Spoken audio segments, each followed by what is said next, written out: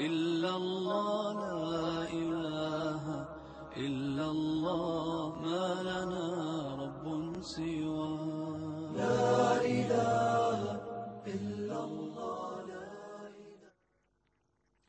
الحمد لله رب العالمين، له الحمد الحسن والثناء الجميل، وأشهد أن لا إله إلا الله وحده لا شريك له يقول الحق وهو يهدي السبيل، وأشهد أن محمدا عبده ورسوله صلى الله عليه وعلى آله وصحبه وسلم. وبعد، فمرحبا بأهلي وإخواني في هذه الليلة الطيبة المباركة ومع هذه السلسلة الطيبة المباركة. أسأل الله سبحانه وتعالى أن يوفقنا وإياكم فيها جميعا في الزود عن النبي صلى الله عليه وسلم وعلى هذه والرد على هذه الافتراءات التي تثار حول الإسلام في كل وقت وحيد، إنه ولي ذلك والقادر عليه. فما أشرفها من نعمة أن يجعلنا الله سبحانه وتعالى وإياكم من المدافعين عن سنة النبي صلى الله عليه وسلم، ذلك النبي الذي أرسله الله سبحانه وتعالى رحمة للعالمين، ذلك النبي الذي كانت شريعته ولا تزال رحمة بكل مسلم وبكل كافر حتى وبكل حيوان. هذه الرسالة الباقية إلى قيام الساعة، رسالة النبي محمد صلى الله عليه وسلم. ولله ضر الشاعر إذ يقول في النبي صلى الله عليه وسلم مادحا له. نسأل الله سبحانه وتعالى أن يجعلنا من أهل النبي صلى الله عليه وسلم.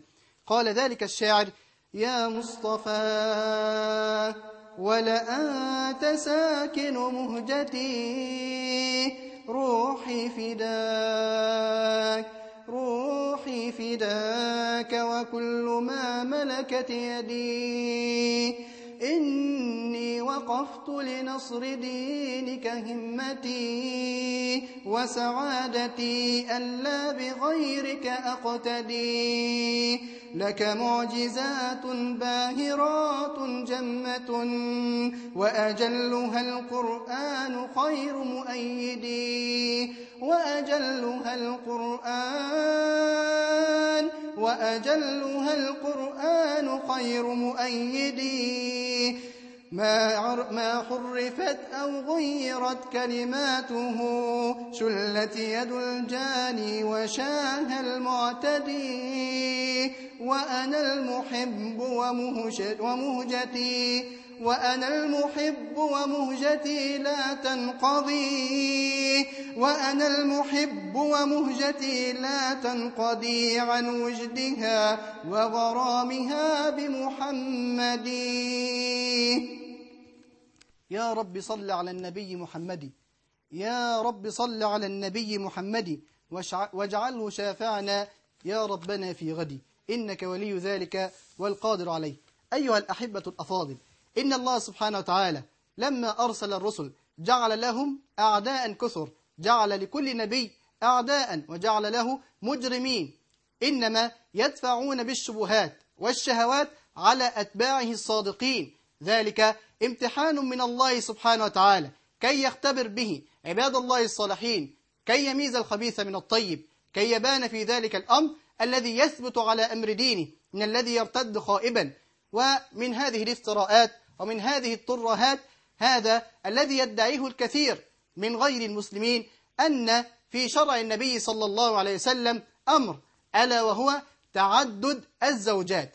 قالوا إن تعدد الزوجات من الأشياء التي جاءت فيها يعني نقص وإنقاص لدين النبي صلى الله عليه وسلم، وجعلوا ذلك التعدد أمرا فيه مذمة للنبي صلى الله عليه وسلم إذ هو الذي بدأ به، ثم أتباعه الذين اتبعوه أيضا لحقهم ذلك الأمر من كلام هؤلاء المغردين وغيرهم.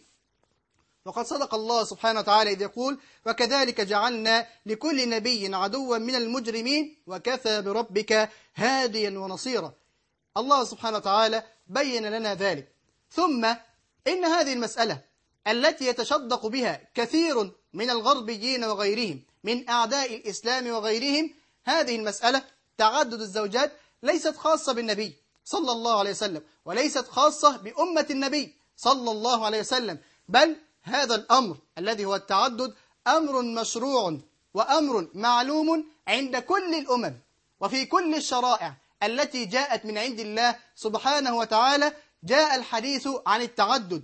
ثم هذا الأمر إن كان ينكره البعض بزعم أن ذلك ليس موجود، في العهد الجديد نقول إن كتب القوم سواء اليهود أو النصارى جاء فيها ذلك الأمر والحديث عن هذا، والذي وجد في العهد القديم يؤيده أو يعني يكمل بالعهد القديم. فإن الله سبحانه وتعالى الذي أرسل موسى عليه السلام بالعهد القديم هو الذي أرسل عيسى عليه السلام بالعهد الجديد، هو الذي أرسل محمدا صلى الله عليه وسلم بالقرآن الذي بين أيدينا. فالشريعة في هذا لم تتبدل ولم تتغير، إنما القوم هم الذين حرفوا وهم الذين بدلوا. وإن زعم زاعم أن ذلك ليس عنده بدين في كتابه نقول من كتبهم، يعني نذكر هذا الأمر كما كان في إنجيل متى 5:17 قال: والاستدلال بكتاب اليهود والنصارى ليس استدلال للدين بل هو استئناس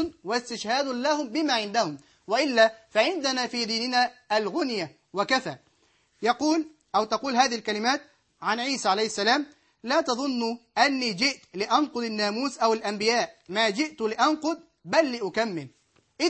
فإذا جاء أحد من إخواننا الأفاضل وذكر لنا مثلا بعض الدلائل من عند القوم أن التعدد هنالك آيات عليه موجودة في كتاب القوم، فإن إذا وجد ذلك عند اليهود فلا شك أن الذي عند النصارى يتأيد به، إذ قال عيسى: ما جئت لأنقض بل لأكمل. فلو لم يوجد آيات ودلائل على التعدد عند النصارى نقول لهم إن عيسى عليه السلام بقولكم أنتم جاء ليكمل، فإذا هذا التكميل ينبني على ما قبله.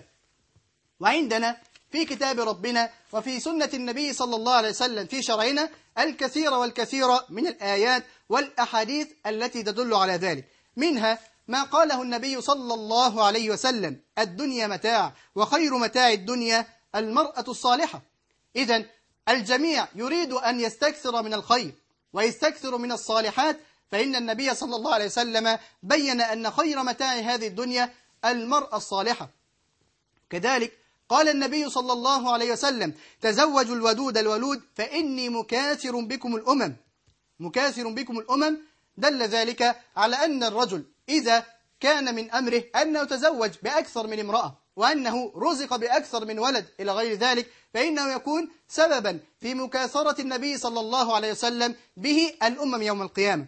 وقد جاء عن ابن عباس أنه قال لسعيد بن جبير رضي الله عنهما: تزوج. ابن عباس يقول لسعيد بن جبير: تزوج فإن خير هذه الأمة أكثرها نساء. يعني خير هذه الأمة أكثرها نساء. أكثر هذه الأمة نساء من؟ هو النبي صلى الله عليه وسلم، وثم الذين يلونه ممن يكثرون من النساء احتسابا وعدلا فيما بينهن، فإنه يكن من خير هذه الدنيا. كذلك جاء عن النبي صلى الله عليه وسلم: إذا مات الإنسان انقطع عمله إلا من ثلاث، ومن ضمن هذه الثلاث ولد صالح يدعو له. وأن يتأتى بالولد إلا من المرأة الصالحة.